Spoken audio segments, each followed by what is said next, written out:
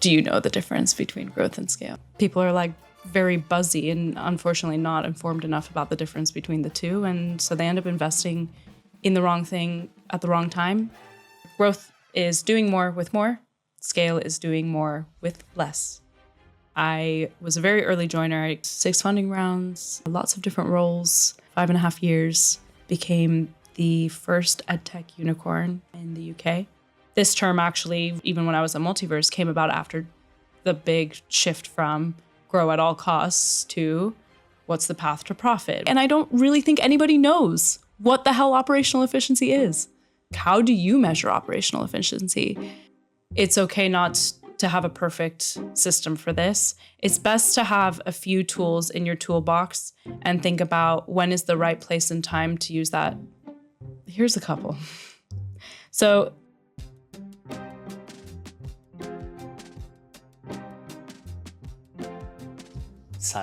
welcome. Thank you so much for coming to the show. I'm so excited. What should the audience know about the one and only, the legendary Neda? From sunny California, and then decided to move to London 12 years ago, which is crazy. I was only supposed to be here for 6 months and ended up building my whole career, lived out my 20s, met my husband. But the reason I mention that is because I think in general, like I just live a very adventurous life. And I don't mean that as like I'm someone who'll go skydiving or bungee jumping, or I'm not that kind of adventurous, but I'm somebody who just believes that like opportunity is everywhere. It's around the corner. And I really like to kind of take on every single one of those that comes and like live life to the fullest in that respect. So ended up coming to London, did the kind of compliance school thing because I was also a very good like compliant student. Went in and became an organizational psychologist, shout out King's College London. And then became, again, just like opportunistically at the epicenter of European tech as it was starting up.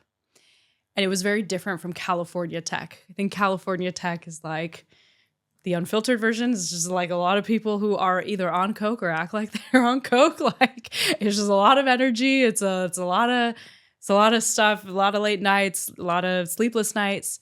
It was a lot for me.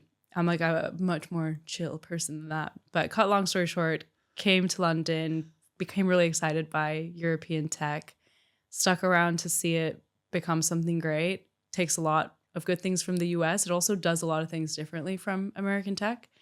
And excited to have built my career through a series of different roles in ops leadership, in a couple different very, very cool places with massive outcomes. So that is probably something cool to know about me. I also have a personality outside of work. So I love to travel. What? I know, crazy, right? I love to travel.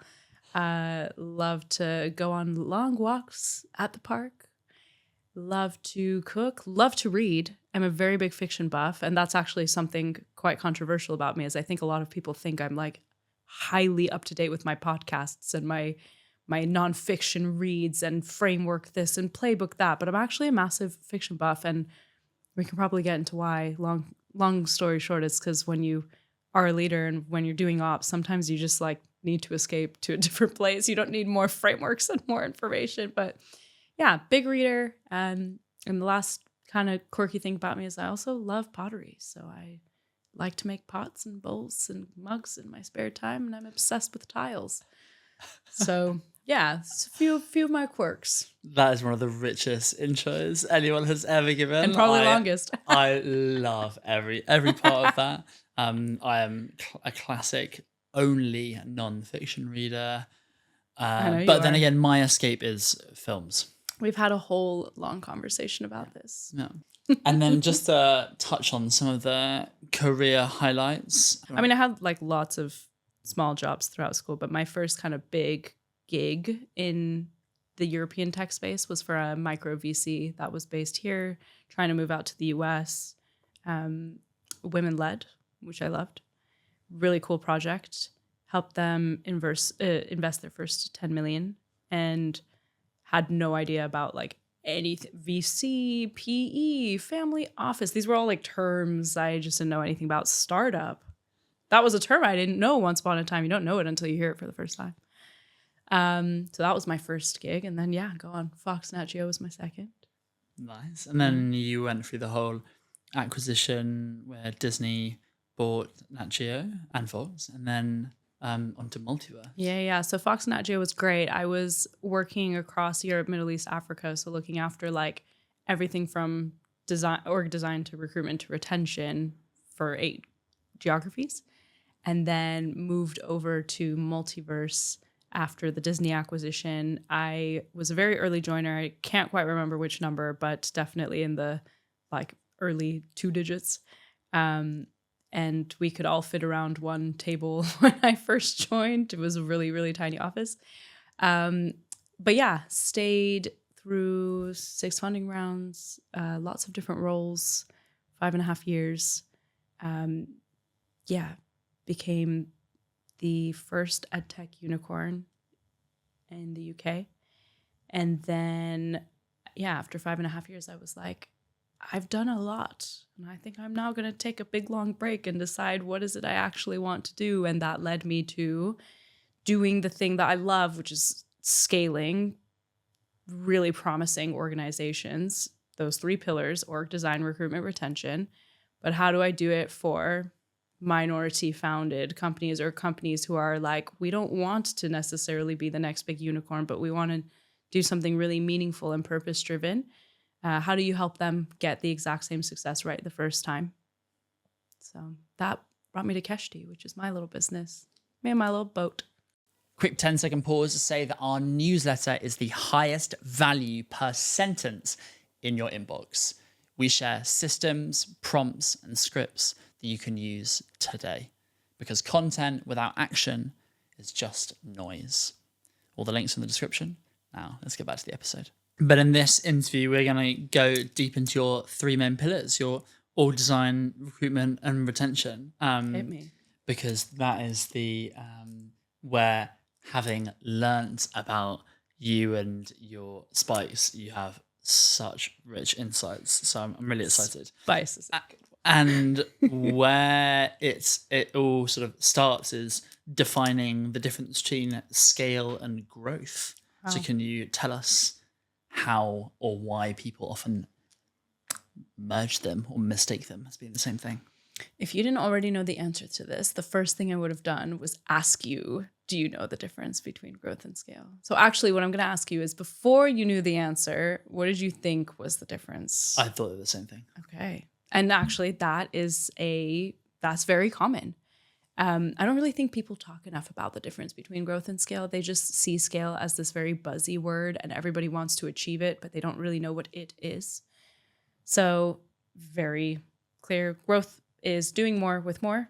Scale is doing more with less.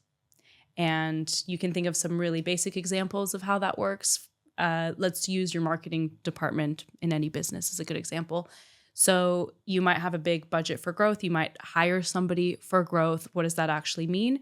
It means you're giving them budgets to do more with more, to go out there and have killer campaigns that bring a lot of business to you, or doing a nice PR stunt, or, investing in finally getting a CRM that is going to be able to do a lot for you. These are all growth initiatives local to your marketing department, right? But they require a budget to be able to do more with more.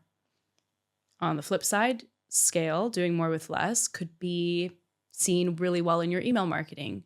Rather than sending one email, you're segmenting groups and sending a targeted same email to 1,000 people in one go. That is doing more with less. And so I've used the example of marketing there, but you could apply that to any department: ops, go-to-market, product, tech. There are opportunities where we can do more with more, and that is growth.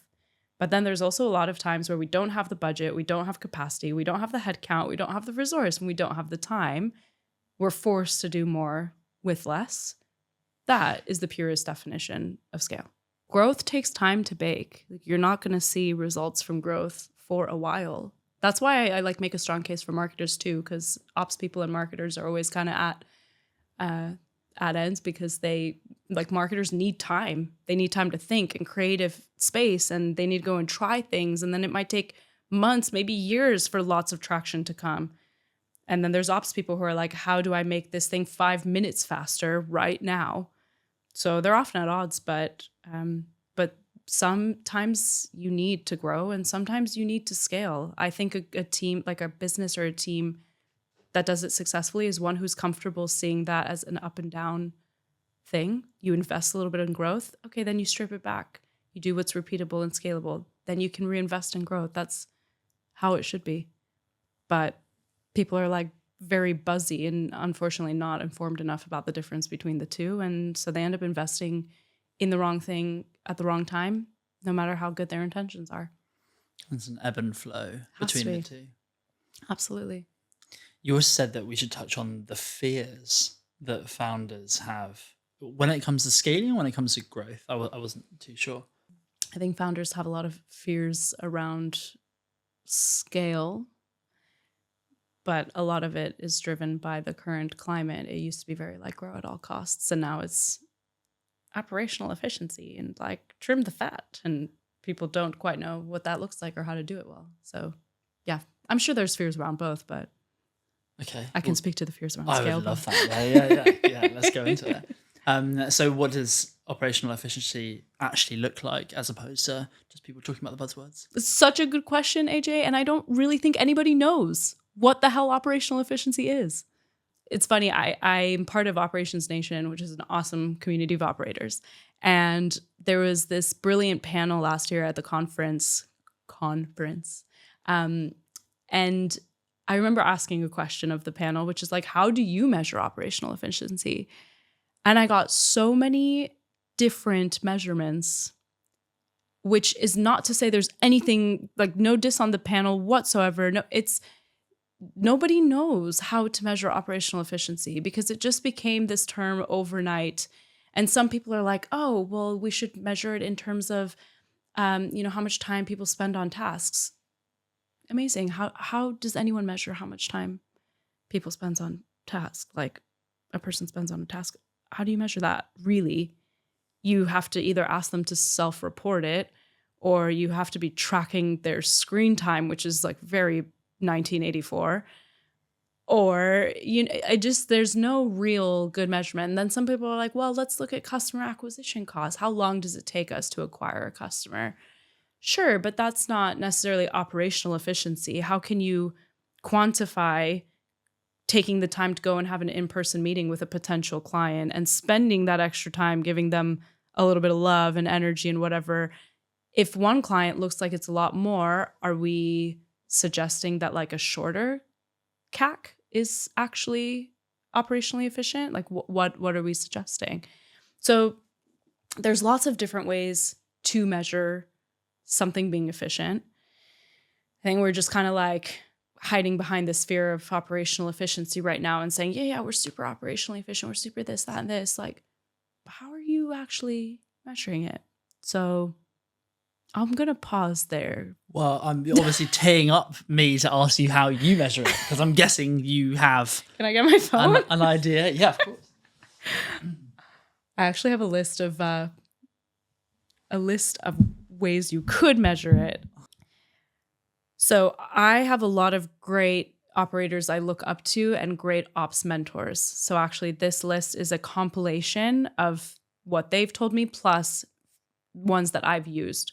And I want to caveat that by saying that it's okay not to have a perfect system for this. It's best to have a few tools in your toolbox and think about when is the right place and time to use that. But there's no perfect formula for operational efficiency. So I want to just like assuage founders' fears that as operators, we're still figuring it out too. And some of my most amazing mentors are like multi-time ex-COOs and exited founders. So we're all figuring it out. Here's a couple. So for those kind of CFO-y founders, looking at gross margin versus EBITDA is also a really helpful way to see if you're actually operationally efficient on a much more financial lens than I would typically look at. My favorite is efficiency like cost to serve. So how much does it cost for us to deliver? Like we talked about customer acquisition costs. How much does it take to get a customer? How much does it actually cost to deliver to that customer? And that looks at things like time spent on setting up different bits of a project, plus how much are we paying people to do that? It's like quite straightforward. And then if people have like project loads, case loads, how many do they have? And what is that against their salary, their time? Cost to acquire, lifetime value to CAC, which usually sits more with go-to-market. If you look at client, there's things like net retention versus gross retention. These are all metrics. Another one of my favorites for hiring is regrettable versus non-regrettable levers. So churn, but I really like taking that one step further and being like, was this the right time for them to head off, or was this the right send off versus did we mess something up that led to this person leaving? Was this on us? So I think that's a great metric. There's annual recurring revenue per head, which a lot of companies love to use, but in my opinion, you don't really tell the full story with ARR, because there's so many things that go into annual recurring revenue. Like, how can you really tell who was involved at what stage? It takes more time to track than it does to, like I said, it doesn't really tell the full story. Burn rates and runway, another CFO fave. Every company on the planet should be tracking their burn rate and runway. But again, if you're not really looking at like who's involved in the business, are you really calculating operational efficiency? And then the main focus for 2022, very loaded, very ambiguous, based on a million factors, was how quick is your path to profitability?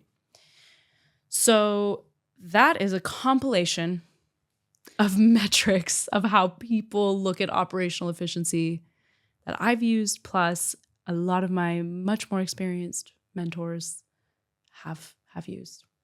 And then would you try and measure them on a per department level? Or because you obviously have a whole company level, but then as you say, you need to try and find out the whole picture. And so then how much do you break it down internally? I have never worked somewhere where there's a hard and fast rule on that.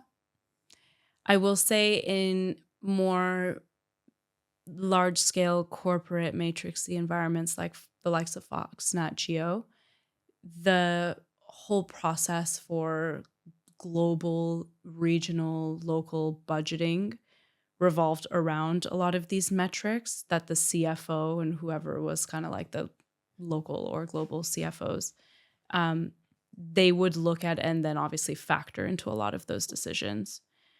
But I think they had many more years of data. Whereas when I was at Multiverse, and I can imagine it's the same for any sort of startup, a lot of it is like winging it as you go. And then you come into funding and you have to allocate how funding goes, where it goes, to whom it goes. And yeah, I don't think there was ever a great, this is how we are going to calculate it. Like when I moved into leadership, there was no great, this is how you're going to look after your P&L, or like, this is how you're going to budget. This is how we are tracking operational efficiency. This term actually really came about for, even when I was at Multiverse, came about after the big shift from grow at all costs to what's the path to profit. We gotta be really mindful of where we're going. How much are you guys making? So operational efficiency is a new buzzy term. I'm sure it has been tracked over time without necessarily having the name, but we're still figuring it out, to be honest. I don't know any I've never met any operator who is like, yes, this is the formula for operational efficiency. Look, we're honestly figuring it out. I could be wrong, and I would actually love to hear from any ops person who thinks that, or like knows for a fact that they have it figured out, because I'm open, but I just haven't seen it yet. And you touched on something that's really important, is this shift in the market that you saw while you were at Multiverse is after the SVB crash, there was a big shift from grow at all costs to operational efficiency, however you define that. What now we're in this climate of founders taking money later, moving to profitability quicker, trying to build sort of more sustainable and less like classic VC style businesses. Yeah. But I'd love to hear like some of the other second and third order consequences of that shift in the market. So I'll use a market lens and then a business lens. From a market lens, I think that there's been an inadvertent domino effect that I am really alive to, and other founders and leaders will do themselves a disservice if they don't also become alive to, which is all of a sudden there was a big pressure of like, why did you hire so many people? Why do we have such inflated teams? Way too much headcount. Shouldn't we have fixed these things with a process versus a person? And a lot of those questions, I'm not sure we worked through or investigated without having a real impact, quite negative one, on the people that they affected. So there were a lot of companies who were like, oh, okay, we need to trim the fat. We've laid off 18,000 people. Or like you heard the stories about people who'd been at Google for many years, all of a sudden coming to swipe their card to go in through the office one day at work and their card doesn't work anymore. Or the people who were on mat leave and would get an email being like, your role is at risk for redundancy. Like, I know that those are to the point of scale. Those are scalable ways to do it. Just send one message out to 20,000 people and they'll all get the same message. But like, we just sucked at that as founders, as leaders, as anybody in the position to have a decision made on people's jobs. So from a market standpoint, growth at all costs, changing its tune to path to profit overnight, had some really negative consequences for what we did with people as a result of that. The upside, the positive, the thing that gets me excited about the future of tech is we're being much more intentional about when we ask for funding and who we bring on board and when. That's really positive. Now, you can't just say, I've got an idea. Can I have 5 million as my pre-seed and I'm just going to go run with it? You can't do that anymore. Investors, even investors who don't really know how to run a business, because I know controversial, but there are a lot of investors out there who've got deep pockets but don't actually know what it takes to run a business. But even they are now expecting some proof of concept, a little bit of traction. Like, have you delighted enough people to have a real backable brand? And that means that people are asking for money a little bit later, thus forcing themselves and their core teams to do every part of the business really well before they go out and expand. Before, we didn't like really do enough of the work. I think there was a lot of money that just went into like optics and how do things look from the outside. But now we're having to do all different parts of the business. We're bootstrapping. We're figuring out how to do a lot more with very little. We're making sure that the products are actually good. Like, we actually have to do that because we rely on repeat business. We rely on revenue coming in to keep the business going. So we have to make sure clients are delighted. And then that means when we bring people in, we think about, who do we actually need right now? Why do we need them? Can we justify this headcount? And when we bring them in, we're not as prepared to just lose them. So we invest more. We see them develop. We try to keep them on a progression path. That's one positive knockoff. And then when I think about the business, and I think the impact that it has had is people have had to, I'm going to use this as a positive and negative. People have had to take a look in the mirror and be like, are we actually good at anything we're doing? So a lot of companies did product pivots after SVB went down. Lots of them went from, we've got great brand optics on the outside, but actually inside things are a mess. Maybe we need to take a step back and sort those out now. Or took a good look at like what kind of people are we hiring. All of a sudden we are not just hiring for mass numbers or to get bums on seats. We're thinking really carefully about who we need in our teams and how we can support them. So yeah, on the market side, I know I'm bringing it around to people, but that's because that's the lens I care most deeply about, obviously. From a market side, like we've really screwed people over. From a business side, we have an opportunity now to do better at it because we have to be more clever. We have to be more resourceful. We have to give more shits about people. We don't have endless money. And actually, I don't know if we should build with endless money because anyone could build a company with endless money. But can you build a really good company and a really good team with a little bit of money? That's going to be the real test. If you're like me, you probably skip most of these sponsor reads. So here's the deal. If you give me 1 minute of your time, I'll give you 1 minute of my suffering at 3 degrees Celsius. Because today's sponsor is Monk Ice Baths. Oh. Now, you've probably heard the hype around cold water therapy and the benefits that it has on your mental health with reduced stress and improved sleep, and then your physical health with muscle recovery and improved circulation. And maybe you've even put together a little DIY version where you turned a chest freezer into an ice bath. I'm really cold. Or you've bought one of those basic cheap crap versions, both of which come with a lot of complications. That's why Monk is your best bet, because it's... I've really lost my train of thought. Which is why Monk is your best option if you're looking to seriously invest in your mental and physical health. Backed by elite athletes like Anthony Joshua, Monk is the most professional and accessible ice bath there is. So, if you're looking to be an elite performer and invest seriously in your mental and physical health, then go to discovermonk.com and use code SCALEWITHSOUL at checkout for a £100 discount, or go to the link in the description. Now, I love this, so I'm going to stay in for a bit longer, but I think you should get back to the episode.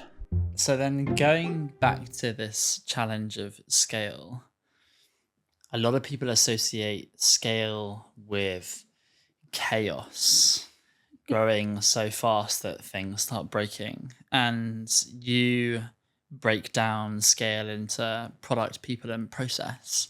And so how do you scale unchaotically within each of those? If we start with product. There's just so much competition out there. There's so many clever brains. There are people moving at 1 million miles a minute to get these products off the ground.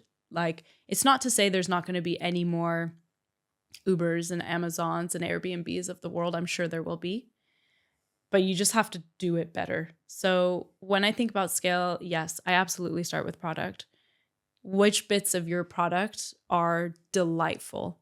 Because one very scalable mechanism that I don't know if we tap into enough is our clients, our customers.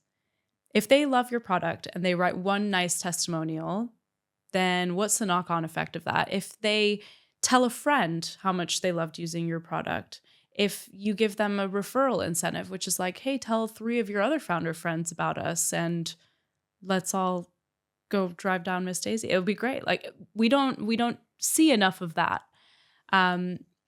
And I'm sure there are many companies who do, but there are a lot who didn't. And so I really think starting with product is important. You're now forced to think, are we delighting people? Are we getting them to repeat buy into us?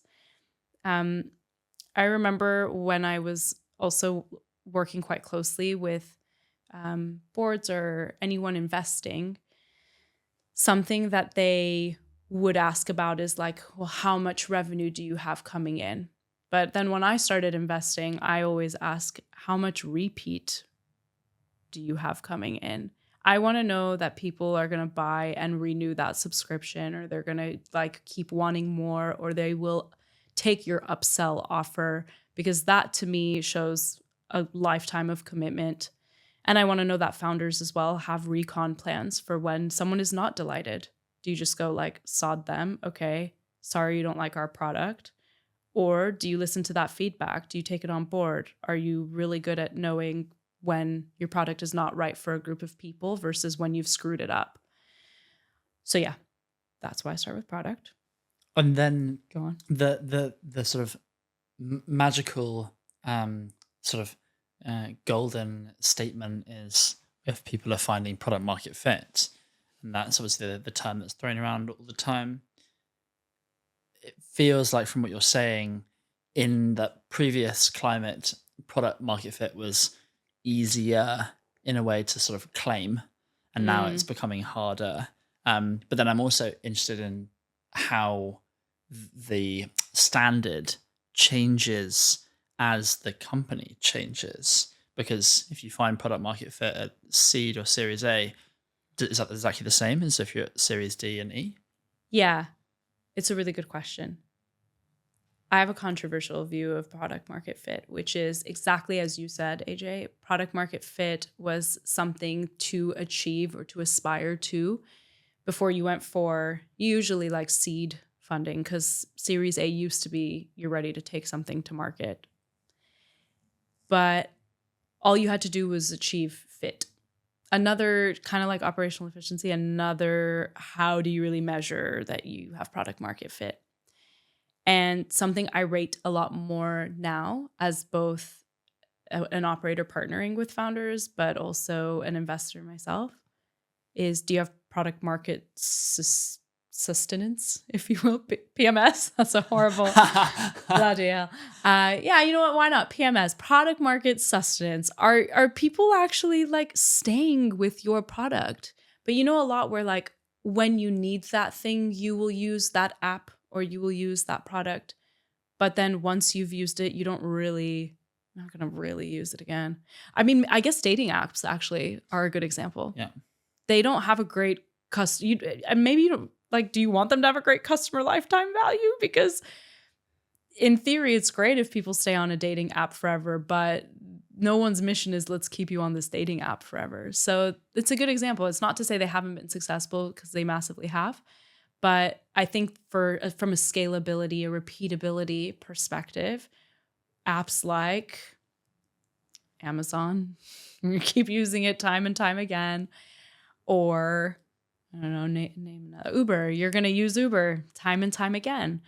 So yeah, I suppose to answer your question, I do think companies that can iterate and stay relevant even after they've initially found product market fit through all those different series level fundings, they'll do great.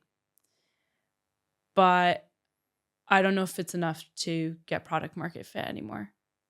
You need product market sustenance. You need PMS. PMS is good.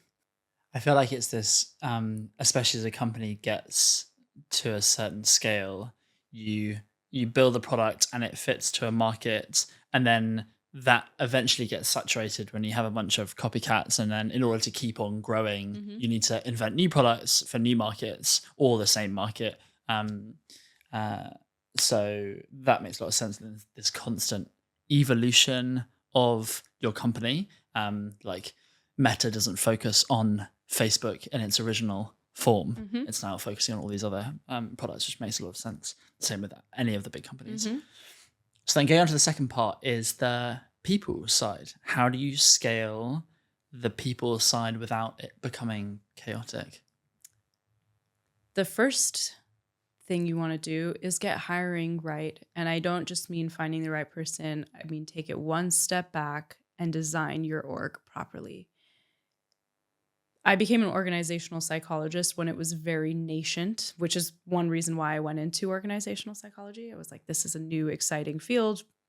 Business psych, no one knows what they're doing. Great. And I don't know enough people who think, maybe it's a byproduct of just like not knowing what you don't know. But I don't know anyone who sits and thinks like, how do I design a sustainable org? There's big players out there for org design, your Gallups and Korn Ferries of the world who can sit and think about that with you, and they can sit and make your values with you and your cultural adjectives, whatever. But that's not the only person in the world who can sit and help you build out an org design. Just ask someone who's been there, done that before. We don't do that. So I learned org design in theory, and it's only now after being in a large matrix organization across many different regions who already had systems and processes done right, and then a small pre-seed all the way up to 1,000 people, Series D, multiple geographies, where I now feel confident to sit down with someone and help them design an org. But there are people out there, and I think something founders don't tap into enough is someone who's been there, done that, or even better, an org psychologist who has been there and done that, who can sit and make your org design with you. So what happens when we don't make slick org design? We get a little bit of budget in. We don't really know how to budget for a headcount. We don't think about the cost of how long it's going to take for us to hire that person, how long before they're effective, what happens if they leave and we need to replace them. We don't really sit and budget those costs.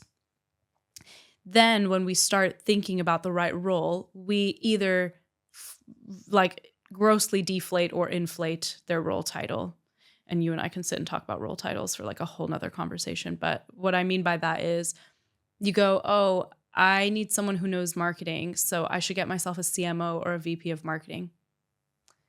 Those guys are super expensive. They have not done the doing for many years, and fair enough, because they have moved up the ranks. They don't need to be doing that. Or even like ops people, a founder's associate versus a COO, they're doing wildly different things. And when I think about a COO at Fox or Nat Geo, the amount of work and the caliber of that work and the geographies that they covered is not at all the same as your co-founder from uni that you guys went and started a business together and you've called them your COO.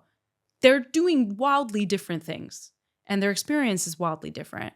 So you'll often see when you go to like a matrix organization, any Goldman Sachs, any like whatever, even the most senior people are just going in as a manager. They're not going in as like SVP. You'd have to have so many years under your belt to go into that. But if you're in tech, you could go be like director of ops tomorrow.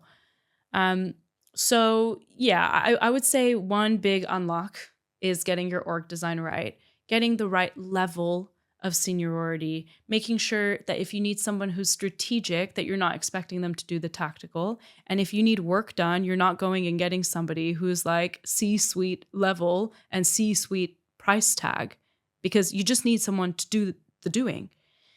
So yeah, org design is the first one. Get the budget right, get the level right, get the expectations, the roles, the responsibilities right. Because if you do that, then hiring becomes 100 times easier. We'll definitely get on to hiring, but I'd love to know then about the natural evolution from org design. Yeah, from an org design point, exactly. Yeah. Once you've designed a great org, then you can think about hiring and going out and finding that person.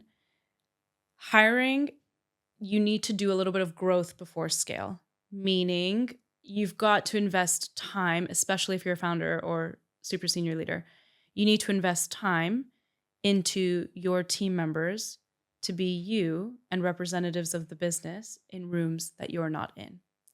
That means spending the time with your first layer of leaders, actually teaching them whatever framework it is that you hire by.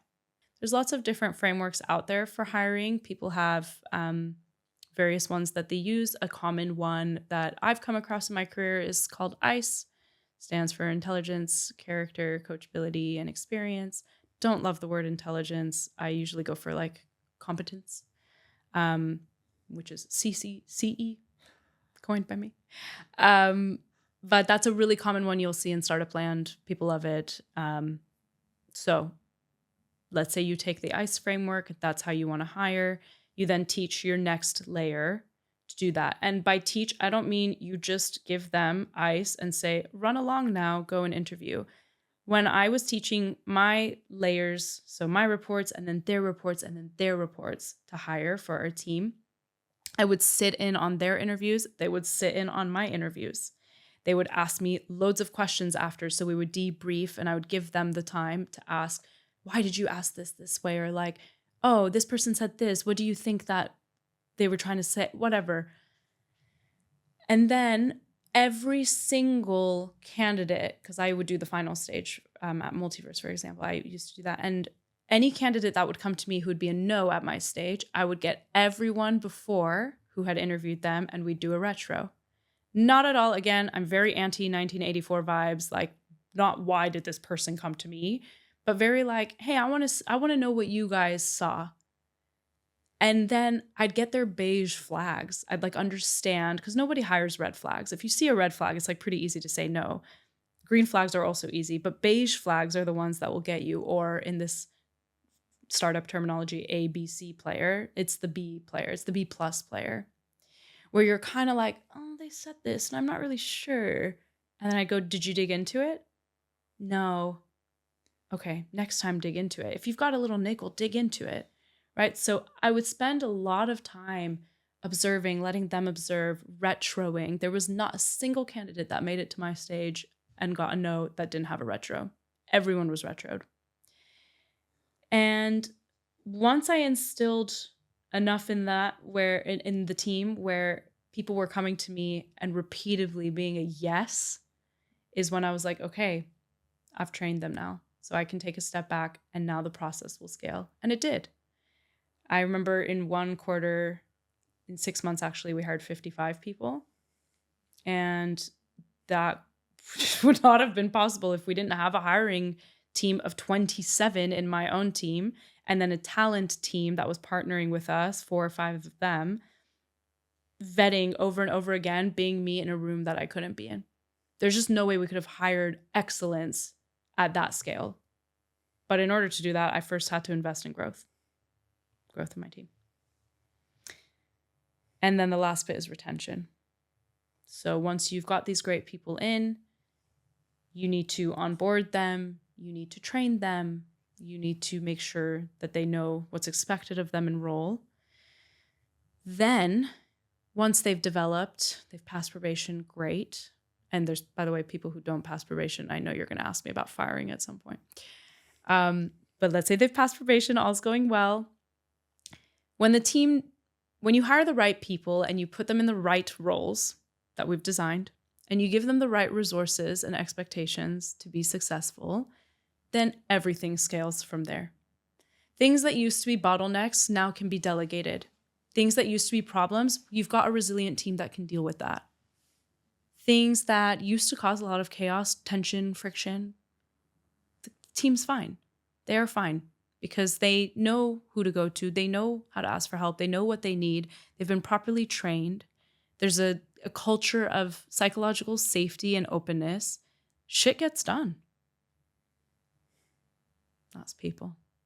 Not only did you evidently create very strong scalable hiring systems and train people in the right way, but the stats that you achieved with hiring, I think specifically at Multiverse, was 98% retention of your employees and 50% gender and ethnic diversity. Mm-hmm.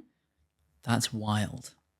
Yeah, and 17% LGBTQIA and 15% neurodiverse.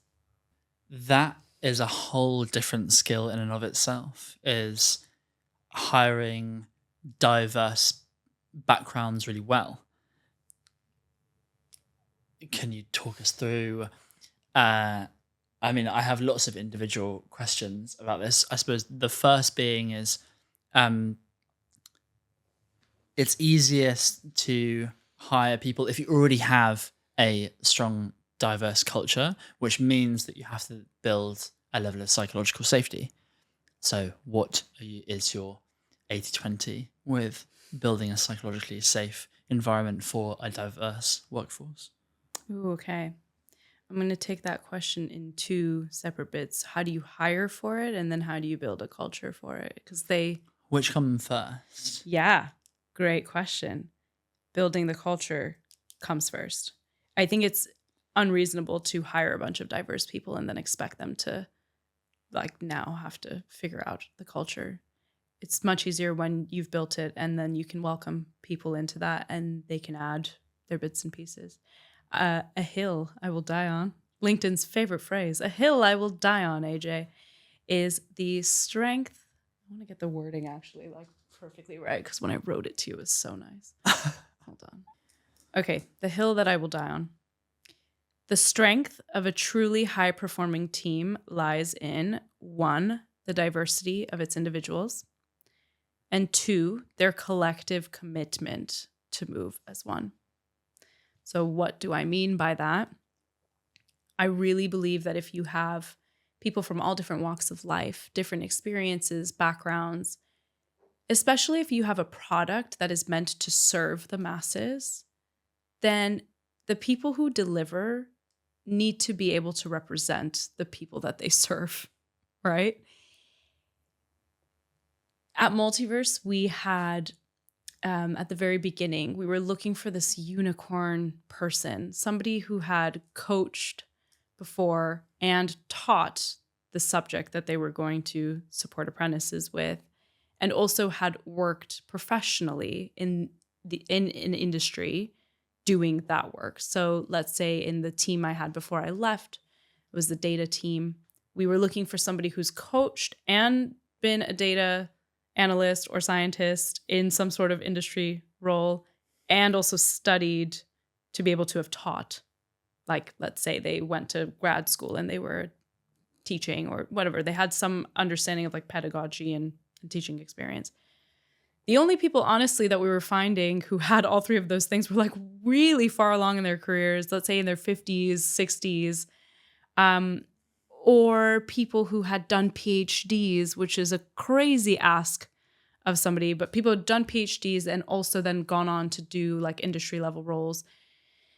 And they were making loads of money. We just like could not match those salaries. So I created, and this goes into how do you hire for it? I was like, there's no way there aren't people out there who could do this job. They might have been teaching or they might have been in an industry specific role, but there's just like they might have not had the time, the experience, the opportunity just yet to do the other side. I feel like they're 2 totally separate careers, teaching and industry. Like, who has done both? So I internally built this thing called the Multiverse Coach Academy, which basically was our way of getting candidates in the hiring process who had either done the job but not the teaching, or had done the teaching but not the job, and paired them together. And it wasn't just like teaching any sort of skill. It was they've taught, let's say for data, they've done a PhD and they've taught as part of their PhD, or they've taught maths or sciences and they know like into some STEM subject and they know the data part really well. They just haven't done the industry role. And we put them onto this like accelerated 90-day training where they were able to shadow experienced coaches, have a go at practicing delivery, basically fill the gaps that they weren't as confident in or didn't have the experience in. Because I'm a big advocate that like experience can be taught and learned, but character, coachability, these things can't. Anyways, cut long story short, ended up pairing people really well who had a teaching background with those from an industry background, and they would deliver sessions. They would support apprentices, and they were incredibly effective. And that is how we achieved those diversity statistics, because all of a sudden, when you open the net a little bit, people from all different walks of life will come. And the most beautiful thing was all different walks of life to do the same job for the same mission. I'm a big believer in the possibility of that. But if you're seeing that the only type of person repeatedly who's making it through to the final stage is, quite honestly, like a white man who's in his 50s or 60s, but then you have apprentices from like Tower Hamlets who are just not a 50-year-old white man, then how much impact, it's not to say you can't really like change a life or you can't have that impact, but people need to be able to see people like them doing those jobs. They need to be able to have someone that they can relate to. And that's why I just found it impossible to build a team without those statistics. It wasn't a quota. It wasn't like a tick box. It wasn't a, this is the number we need to get to. It was a real acknowledgement that we just cannot build a proper product or have the team deliver it if they're not representative of the populations we serve. It's an egoless acknowledgement. It's just not possible. And so then the culture? Yeah. So how do you build a culture for that? It comes from the top. Like I had to start by being the one primary person who gave a shit about that outcome. And I say this because there's so many companies that do that lip service, and also ones that change their tune based on who is in power. They're great examples of like, we're just doing what the status quo tells us when it tells us. If you want a truly diverse team, you have to believe that you need a truly diverse team. So it comes from the top. It came in how I, as an example, trained my leaders to hire. If I found that the only type of person I was getting by the final interview was the same kind of person with the same kind of background, after 3, I would be like, hey, so I'm going to question what's going on here. Like, are we finding enough people? Are we, at no point ever did my team go on LinkedIn and look for people who look a certain way or have a certain kind of wealth background. That never happened. But when we would meet people, we would really try to understand. I'll give an example. Did we have the right mitigating circumstances in place to support people who are neurodiverse in our interview pipeline? Not always. We didn't. We had people who, as an example, I hired 2 people in my team who were hard of hearing, and they contributed so positively to us in the same way that we hopefully did to them by hiring them, by telling us like, I need captions in my interviews, and I like, in order for me to do the best possible job, can I please have something installed where there's like closed captioning that comes through in the interview, so I can also read rather than just like read lips. How, like, not everyone has the confidence to ask for those things. So how do you sort of equal the playing field that allows people to say, oh, actually, by the way, like, I'd love a sort of specific approach in this interview such that I could thrive? Yes. And thank you for prompting me to that, because that was something we asked at every stage. Do you have any mitigating circumstances that I can be aware of or support? And it's not to say that we didn't stress test candidates. Like, I'm quite a hard interviewer, and anybody who has been in an interview with me has described it as a really tough workout, but one of the most fulfilling that they've ever had in their life. And I love that. Like, I want you to feel like it was tough, but feel really good, because that is how working is. Like, you go to work and you deal with hard people all day long, but I want you to leave every day of that feeling like, I did such a great job and I feel really good about myself. So it's not to say that we kind of like, swaddled every single candidate and we're like, what can we do to absolutely make things perfect for you? But very, I guess the sophisticated way of answering that question is, we all had to confront our own biases or things we didn't know. Like, I wouldn't have thought about the closed captioning unless somebody asked. But they might not have asked if I wasn't so dead set that we will ask people if they have mitigating circumstances at every stage of this interview. It will happen. People really appreciated being asked, and it made them feel like I can ask without any fear of retribution or any judgment. So that came from the top. It was then fed from the bottom. And to give one last bit about how you build it in culture, it's super important that leaders don't assume that they know everything, because we don't. I have my own biases. I'll say it now. I am a working class kid who grew up in LA. My parents were refugees. Obviously, when I meet I'm from the Middle East. Obviously, when I meet some other like girl from the Middle East whose parents were refugees and she grew up working class, I'm like, oh my God, it's like my mini me, my little future mentee Neda, in like some weird twisted way. But we're all like that. And we all see ourselves in people. So I'm not about to pretend that I have any idea about how to experience or how to support, the people in my team who identified as LGBTQIA. Like, I didn't know, because I am a cis woman. Like, I don't know. So we had ERGs in our team. We had representatives, and I had a member of every member of my leadership team came from some sort of underrepresented background, in addition to those who didn't. So I had voices all around me, my like House of Lords, if you will, that would tell me hey, have you thought about this? Or, hey, this could potentially come up as a this. And quite honestly, like, we couldn't do everything for everyone. It's just not possible. But at least I could hear about it and I could factor it into my decision making. And then I could be really honest about what I can and can't deliver on.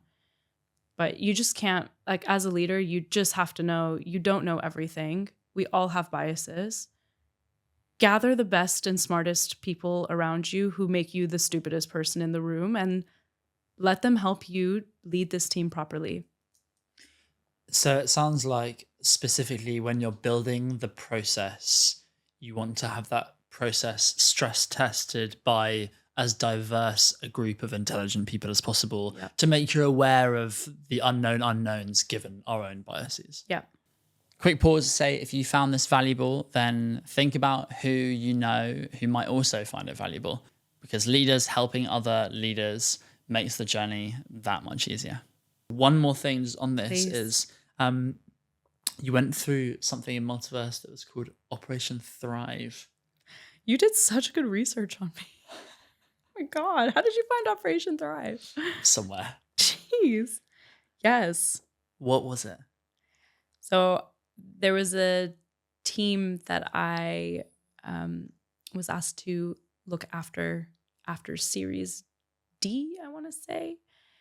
They were the highest revenue generating team, massive, but were not performing or delivering to what was expected of the most highest revenue generating team. And also we had just done a survey for the whole business, like an employer NPS.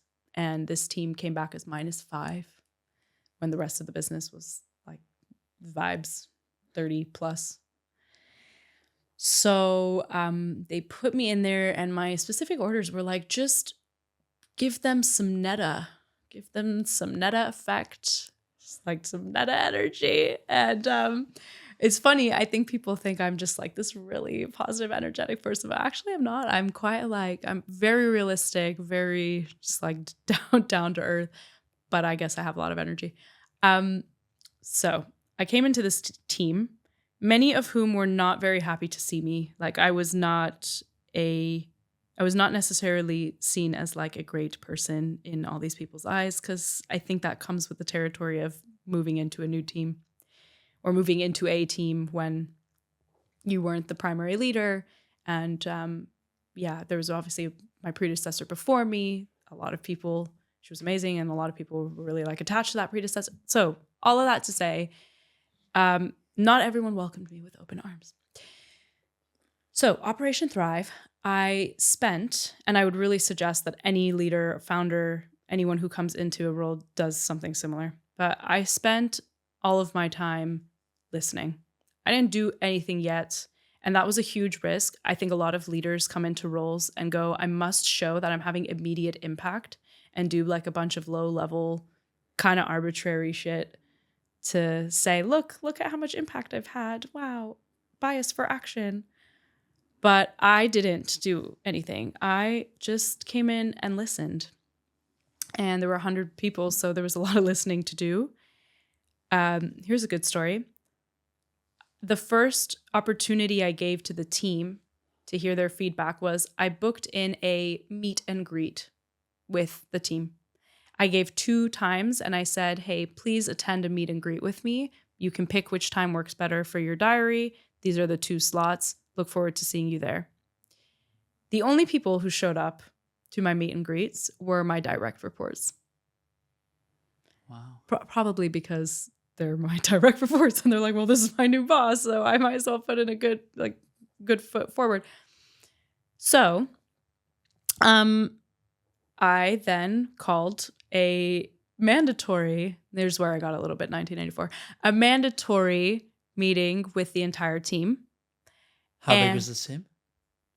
Like at this stage, 90, 85, 90, something like that, 75. Wow. Big. Called them all for a mandatory meeting and was like, hey, everyone. So I put in these meet and greets because I'm really keen to get to know everyone in the team and keen to hear from you. Can't really see the team moving forward without your input. And only 12 people attended. So should I just assume that every client meeting that we have, you guys just kind of like choose whether you're going to attend, or which is a little big brother of me, but it had to be done because all of a sudden people were like, oh shit, obviously we're not missing client meetings. Obviously we're not just like blowing these off. And I'm like, well, how am I supposed to know that if your department head puts in a meeting and no one shows up? Like, do none of you want to have any input in how this team moves forward? So I think from like day dot, people were like, she means business. And also we can't get away with just doing like whatever anymore. Someone is going to hold us accountable. Because I think what this team was missing was there were 3 buckets of people. There were like people who were super anti the direction the business was going. There were people who were super like totally on the other side, drinking a little Kool-Aid and being like, everything is perfect. And then there was this group of people in the middle, which was probably 90% of the team. And they were trying to see which way the wind was going to blow. But what was happening was when they'd be in rooms with these people, they'd be like super motivated about what we're doing. And when they were in rooms with these people, they'd be also jaded and like kind of bringing down the vibes. And then you'd have people doing different levels of work. So some people would give it their all and they'd watch other people kind of coasting and not pulling their weight, get the same pay and the same praise. And it just wasn't nice. So had that meeting. I meant business. We had a big in-person offsite. That was amazing because the team was fully remote and many of them had never even met each other face to face because they were mostly hired through lockdown. Brought them all together, had this amazing offsite, and I spent every Friday, I had an office hour, and that was anyone could come. At the beginning, we had maybe like 2-3 people coming to that office hour. By the end, we're talking like 40 to 60 people would attend my office hours on a Friday. And it was awesome. Like they would just ask questions and know that they would get an honest, no bullshit response from me, or a like, thank you for bringing that to my attention. Like I will take it away and look into it, or like, I'm going to delegate this to so-and-so, or hey, why don't you look into it? Again, it became surround yourself with people who are on the ground, people who are smarter than you, and let them like team together. There's no I in team. I know that's such a cliche, but like I was not the end all be all point of success or failure. I actually think when you fail, a lot of that does come down to the leader more than success, but we just teamed. We came together and we teamed. So my strategy was that I was just going to listen. And then we were going to do a series of things over the next 6 months, which started with phase 1, get the basics right. We're going to strip back. We're going to look at like, what are we all actually doing? And we're going to have one way of doing it, right?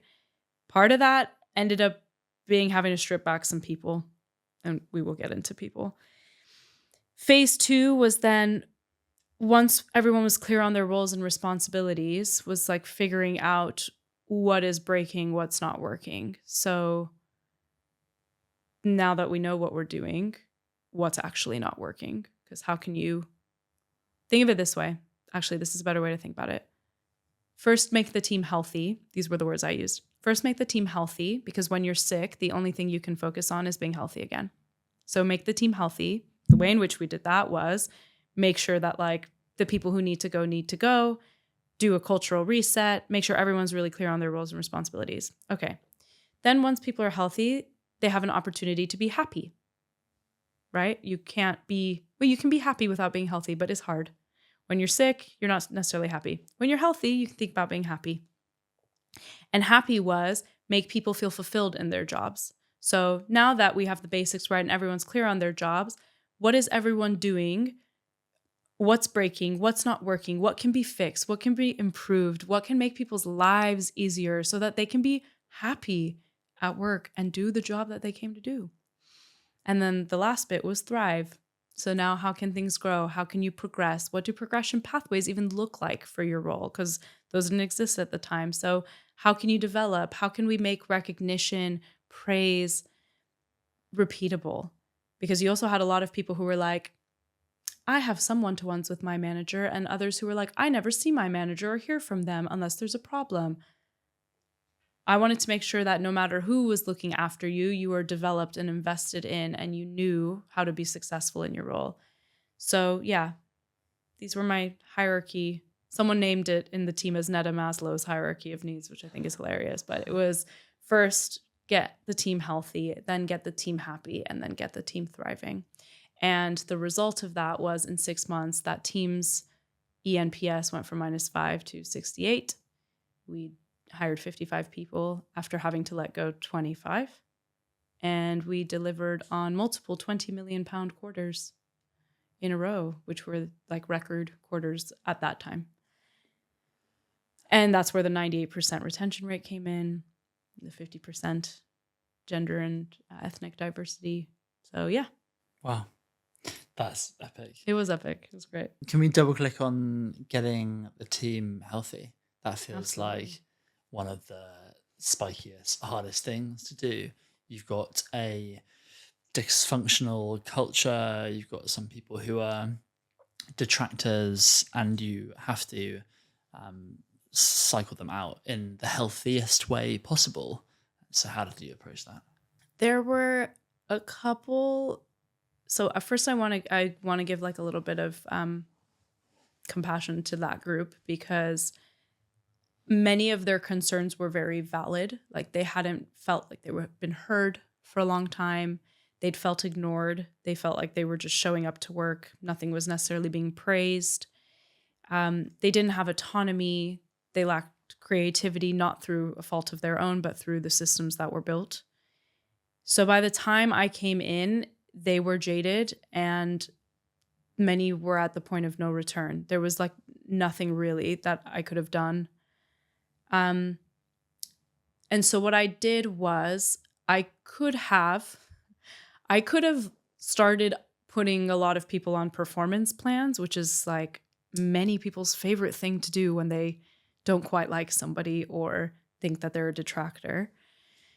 And I thought that would send a really loud message to the rest of the team who are already quite insecure about where they stood. And you've got a new leader coming in. You want to make a good impression. It's a stressful period, so you have to manage it properly. So rather than all of a sudden start performance managing people or sacking people or whatever, I took exits really seriously. And there's a whole new culture for exits. So it started out with me saying my train analogy,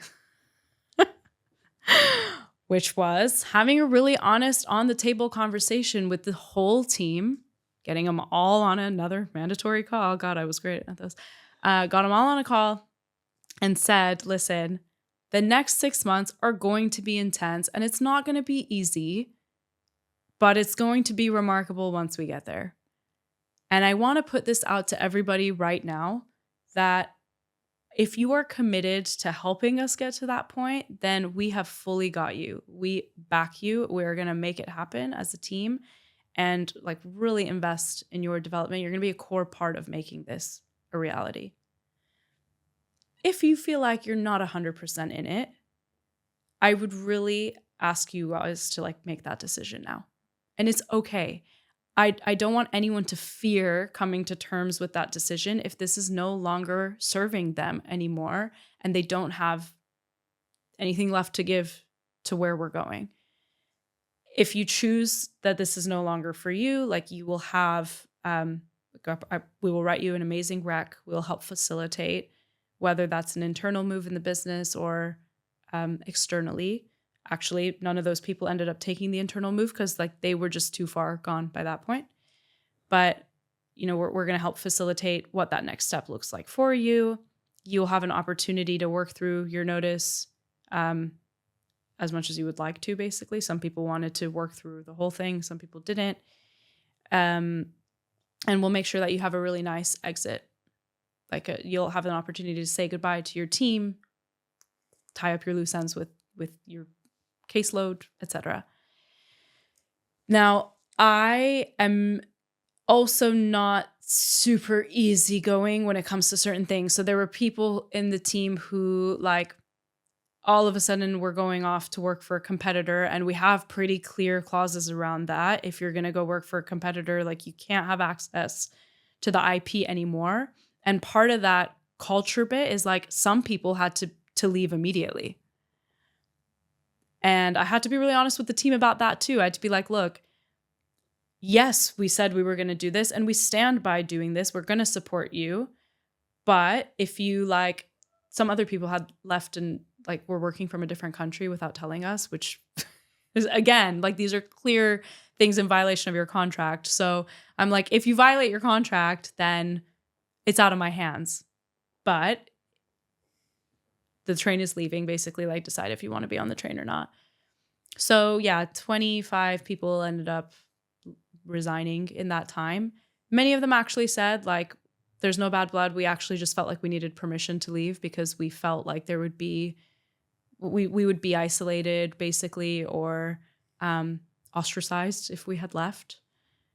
And so thanks for giving us the permission. Others, being able to have time to like speak with their colleagues before leaving was a big one for them, because before you would just like get an email that people have left and you'd be like, what the hell? Or you would Slack them and be like, where are they? It's not to say that people were being savagely let go. It just meant we like just didn't manage exits openly. So something else we did is every month we had an all hands, and whoever was going to leave in the month after would have an opportunity to say, yeah, I'm leaving. Here's my next step. And their manager would come off mic and say something really nice as like parting words about them as well. So having this like culture of exit where you don't find out someone has left because you Slack them and they no longer have a profile, but knowing someone has like is going to go off and you have time to have closure was really nice. There was just no more kind of like dead weight, bad blood for the people there still, or for the people leaving. Wow.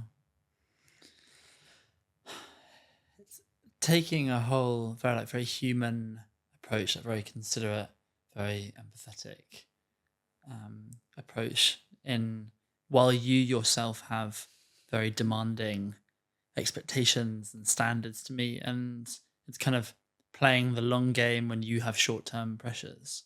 I feel very seen by you saying that, because I don't think a lot of leaders get credit. Like, it's incredibly hard when you have pressures from the board. I have so much empathy for founders, really.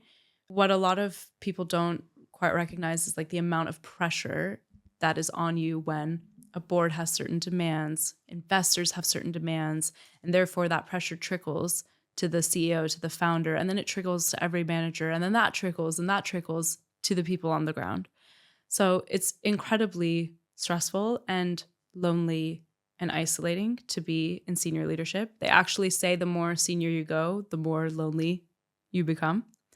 I could talk to you all day about what to do to support that, if you'd like me to. Yeah, that sounds amazing. Okay. So one way that I did was finding peers, like-minded peers. We used to have a weekly, with my level of peers, we used to have like a weekly, just like chin wag, cry, stress, de-stress. And then also mentors is like incredibly important, because especially in a place that's fast paced, you know, Multiverse was a unicorn. So there was really no one else who had been there, done that before. And there's no way that I would have been able to survive that without mentors who would be able to tell me, hey, I get you, or like, you're not crazy, or validate some of my thoughts, but also give me incredibly practical advice, which is what I now try to do myself, is just like give a little bit of that, hey, I've been there, done that. I've had the privilege of having massive budgets to make mistakes and do some things right. I'd love to help others like get there in half the time. That's what I really needed and got from some of my key mentors.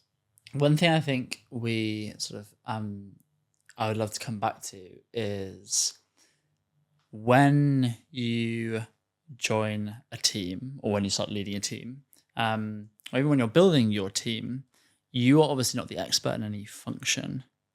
But as you said, as per your interview style being like a hard workout where you push people but they feel fulfilled, that represents you having very high standards for the role and the individual. Mm-hmm. How do you go about setting or defining high standards, especially in roles that you are not experienced in?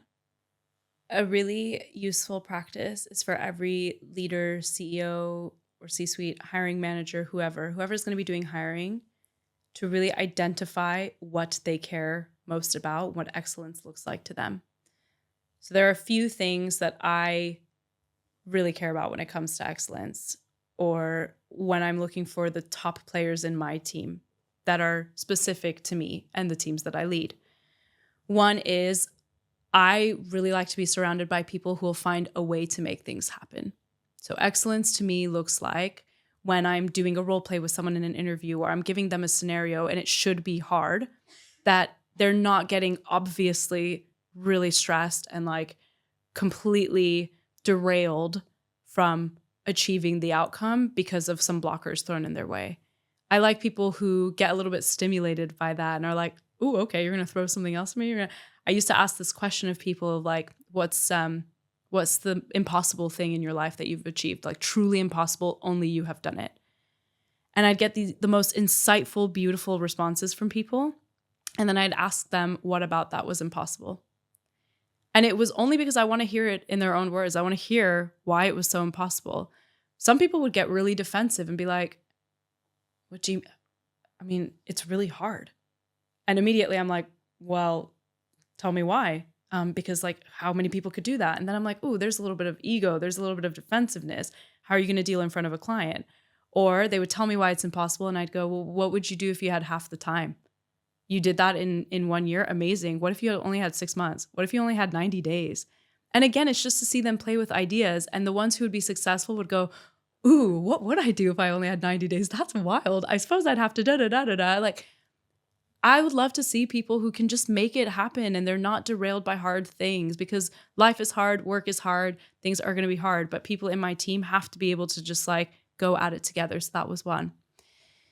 Another pillar of excellence for me is like really basic stuff like, are you on time to a meeting with me? And if you're not, have you done the basic things of like, send me a message or an email apologetically saying like, "I'm late, I'm sorry," whatever. Have you managed expectations? Have you communicated properly with me? I feel like an interview for me would honestly be over if somebody was late and then they just didn't even acknowledge it and they were like, "Hi." Be like, "Oh, hey, like, is everything okay? I noticed you're a few minutes late. Like, did you get on here all right?" "Oh yeah, it was fine." I'd be like, it's not excellent, like anyone can show up late. Actually, even being on time is not excellent. Like being consistently on time, early, being great at communicating, being like just fully, I don't know, taking ownership of yourself. That's excellent. Take ownership of yourself. And another one, which comes back to your point about like, we're not experts in anything, is being excellent at being coachable and curious and not pretending you have it figured out. I think interviews, I would always tell people I'm interviewing, "Look, I am leading this team, so I really want to get a sense of the kind of person that you are. Please do not try to just tell me the answer I want to hear. Like, give me the real, honest answer. Who are you? Like, what are you made of?" Right? And I would find that people who try to give me like the most perfect answer ever, I would actually stop them and say like, "I pause. Just tell me the real you." Or if they'd get nervous, I'd be like, "Hey, let's take a second. You don't have to be nervous. Like, I get it. You care. That's great. You should care in an interview. But like, I just want to get to know you. So let's take the pressure off. Let's have an honest chat." And somebody who could bounce from that and be like, "Okay, yeah, this is me. I'm taking ownership for myself. I don't have this figured out. Yeah, I'm good at this. I'd still love to learn this. Here's where I'd like to develop. Here's how I can contribute." Like, that's excellent. Having an idea of who you are, what you bring to the table, and just owning your shit. So yeah, that's 3 examples of excellence, but I'd not only uphold it in interviews, everyone who would be trained in interviews would watch me do that. And then they would ask the same questions, and it was inadvertently bringing up everyone's bar. Very, very strong. I love that that was your definition of excellent, because someone else, and that depends on the culture of the company, which then comes 100%. down from the founder. I have a million other questions, but we're going to have to wrap it up relatively soon. But on that just last point of asking people to bring their real selves, I've heard you speak on other podcasts about how you actually don't bring your whole self to work, and specifically leaders can't or shouldn't, or it's not as effective to bring their whole selves to work. And so what do you recognize as, or what do you think are the boundaries to bring your whole selves as leaders? And then as a follow-on, how much can we expect of others? How much of themselves do we expect them to bring to work? I don't bring my whole self to work. This is a lot of people who have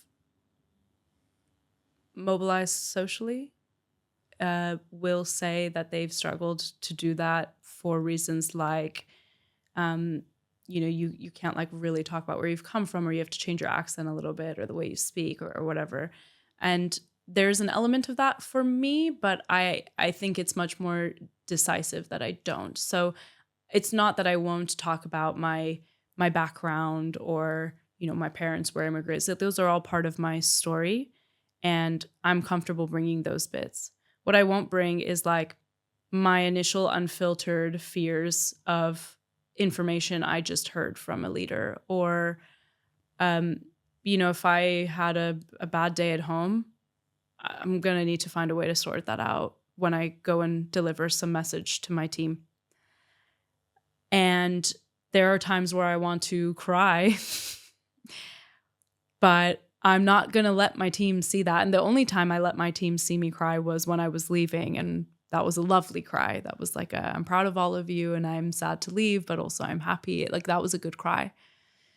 So I just think there are bits and pieces that, like, as a leader, you shouldn't have to bring your whole self. A lot of leaders in the past have told me to be more authentic, because sometimes people might find me unapproachable or difficult to relate to because I'm not like being super vulnerable.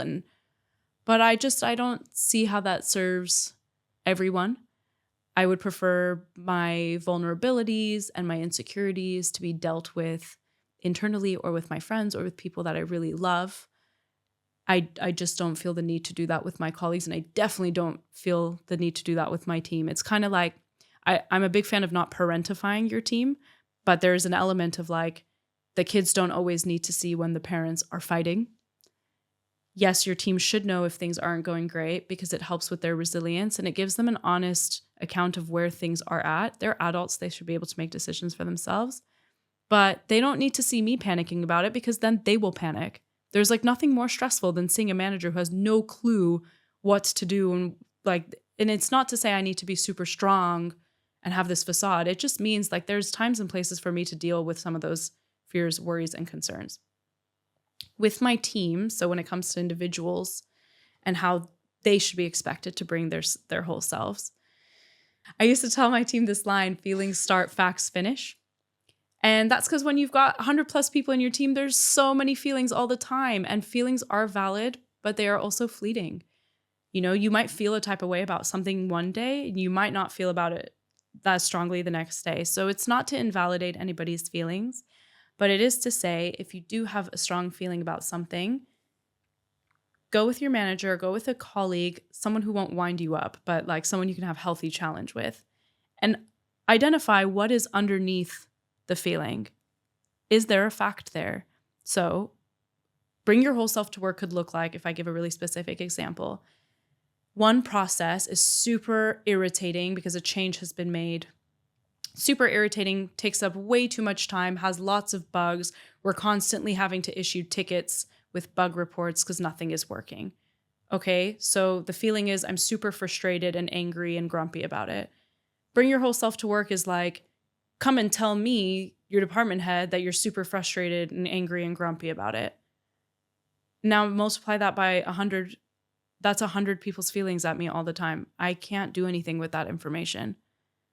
Feeling start, facts finish says, okay, break it down to the facts for me. The fact is, since this change was made, something in it repeatedly has bugs. Therefore, it's taking us a long time and it's breaking. That's a great fact. I can do something with that fact. I can go to the relevant team and be like, hey, this great process we've implemented has some bugs. Would you mind sending someone over from your team to look into it for us? Problem solved. But quite honestly, nobody has time to receive the full everyone from their team all the time. So what I could receive was facts. Now, there's other times where bring your whole self looks a little bit different. Like, if somebody, we obviously had people in our team who went through bereavements, And I'm a big fan of like letting people grieve in the way in which they want to grieve. And for some people, bring your whole self looked like I need to take time off and go off on compassionate leave and not think about work at all. And for some people, it went, I might need to like be off camera or take time out of my day to have a cry or to deal with obviously the natural like experience of grieving, but I need to be at work. I need to because it's giving me a distraction or it's giving me something to do. It's giving me purpose outside of this. So in that way, I wasn't going to dictate to people how they should bring themselves to work. In times like that, like they really should drive and steer and tell you. But I think it comes with the territory of like, there are some things you can ask of others in the same way that like, you can't ask me to be super vulnerable at work and have a cry in front of my team. It's not going to happen. I will deal with my feelings. I will get to the facts and I will sort those. And then I will deliver the message that needs to be delivered to the team. But I promise that when, you know, things were going really rough, a good example is like things were going really rough in Iran at one point, and I was really worried about my family. I couldn't get in touch with them. And lots of people reached out to me and they were like, hey, we're thinking about you. Are you okay? And I'd be like, thank you for reaching out. I'm honestly not 100% okay. It's a little bit stressful, but thank you for, you know, sending me a message. That was me bringing the self, the real human side of me without having to like sob in front of everyone in my team. And I'm really comfortable with that balance. So my message to leaders is like, don't feel like you need to bring your whole self to work. If you're not comfortable doing that, bring what you're comfortable, bring what is professional. And especially as a leader, a lot of bureaucracy exists. You can't ignore that. So don't feel pressure to play the bureaucratic game, but also bring your whole self to work. Those things are antitheses of each other. They don't always meld. So do what's going to be best for you and your career and your preservation, because to the point of scale, like long-term sustainability, I really believe the well-being of the founder and well-being of their leadership team is like directly proportionate to their ability to have long-term sustained success. So do what you need to do to achieve that. Really powerful. Thank you so much for sharing. Coming to the end, we've got 2 final questions, and it pains me because there are so many aspects which we weren't able to cover, which got me really excited about this interview when we first started, which people should go and look up online on your LinkedIn, your newsletter, things like how to do your work audits. You have this like 4x4 matrix of work Chaos. you love and hate, and then also work that has to be you and then doesn't have to be you, and then chaos that keep, automate, optimize, and scrap. Well I think done. those are great frameworks. And you've done a chaos audit before. I right, Jake? have done that. Yeah, exactly. But final 2 questions are the one that you ask everyone else, which is, what is keeping you up at night? Oh my gosh, you took my favorite question. What is keeping me up at night? The future of work is keeping me up at night. Another hill I will die on. So a lot of people out there are saying that all these layoffs are happening because of AI. And, you know, we've never had a worse employment crisis, therefore leading to economic and housing crises, and so on and so forth. But the hill I will die on, and the thing keeping me up at night about the future of work, is that actually we are not designing sustainable orgs. We're not clued up enough about the difference between growth and scale and when the right time is for each of those milestones. We then hire people in, and we're not really sure what good looks like. So we're not 100% sure about the person we've hired. Then we don't set them up to succeed. We don't onboard them properly. We kind of just leave them to figure it out. And then we don't retain them. Then we have all of these like savage exits, which are not really nice. We fire people kind of bad. Like, I'm a big fan of graciously leaving people, and we're just not very good at it. And then we go, oh my gosh, why is there so much mistrust with all these candidates who are applying for jobs? And why is Gen Z trying to like, they're built different. They're not staying in roles as long. They're demanding so much. You know, the future of work is changing, not because of AI, not because of Gen Z, but because we're not trained as leaders founders are not necessarily CEOs. People running companies and making decisions are not always the right people to do so.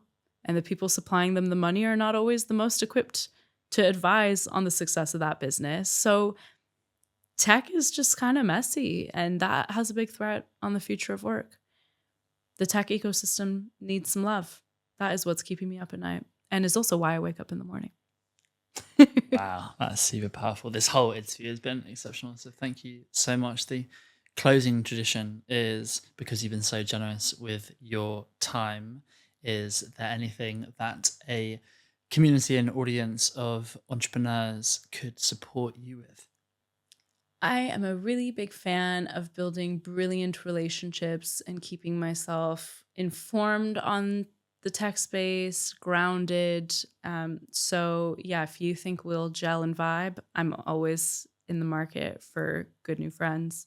Um, Very like reciprocal relationships is a big one for me. So please don't get in touch for something super like transactional, because I might not respond to you if I sense that. But good reciprocal relationships. And the other way that you could help is I give a lot of like free advice and resources. I have a newsletter. My absolute pride and joy is called The Minority Misfit. And in that, I talk a lot about my own build in public journey, because this is also my first time doing the 0 to 1. And I have a lot of other writing in the works about my journey as leader that I want to impart back to other leaders and founders. So please just support my work, like share it around to people who could benefit. If that means you'd like to buy something from me, I will never say no to buying something from me. And the big one I suppose would be lovely from the community is, as a result, I'm doing a lot more like panels, a lot more talks, a lot more conversations. I love to speak. I love to work with other founders. And if there's any way that I could support something you're doing that addresses fears and pains in that population, please think of me, because I have lots of enthusiasm about it and it absolutely gets me going. So yeah. Well, thank you for sharing that enthusiasm and wisdom here. It's been exceptional. Thanks, AJ. This was lovely.